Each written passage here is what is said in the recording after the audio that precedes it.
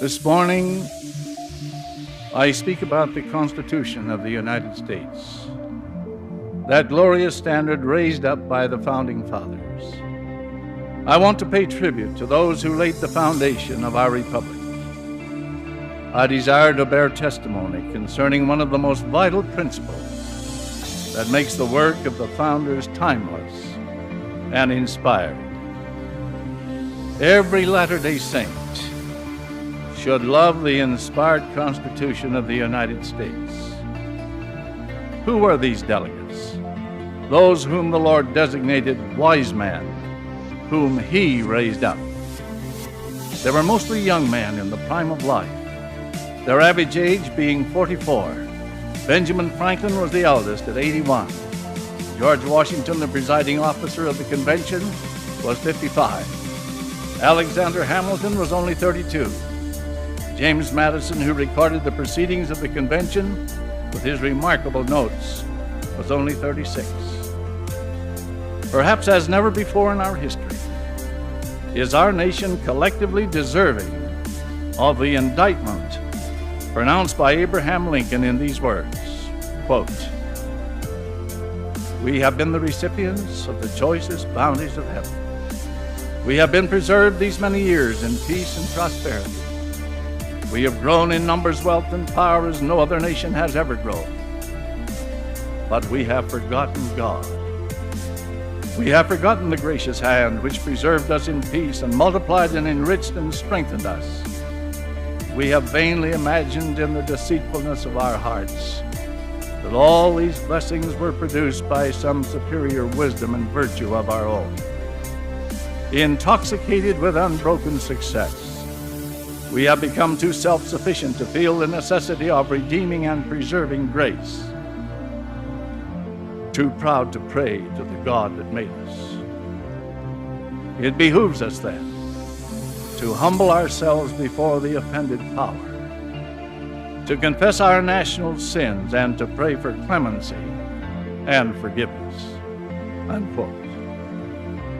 Unless we as citizens of this nation forsake our sins, political and otherwise, and return to the fundamental principles of Christianity and of constitutional government, we will lose our political liberties, our free institutions, and will stand in jeopardy before God of losing our exaltation. I am in full agreement with a statement made by President J. Reuben Clark, quote, "I say to you that the price of liberty is and always has been blood, human blood.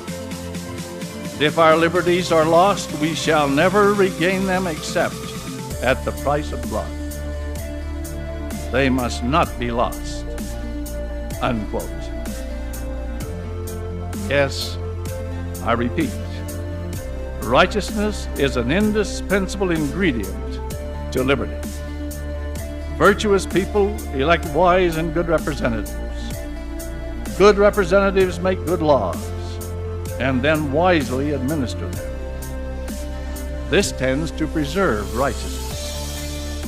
An unvirtuous citizenry tends to elect representatives who will pander to their covetous lustings. The burden of self-government is a great responsibility.